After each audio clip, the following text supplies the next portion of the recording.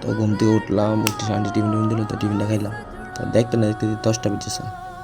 তো বাটটাত খাই সেটা কাজও গেলাম গা।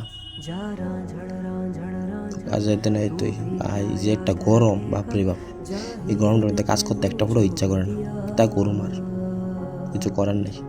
তো দেখতে 2টা বেজেছে। তো আমার ডেবিট পুত্রটা রইলে সেটা টিফিনের লেগে রওনা দিলাম। এমনি কালাভাড়া কাজ করতে তো আরও কালাভাড়া হইতেছি। তো টিফিনটা নিলাম, যেতেছি।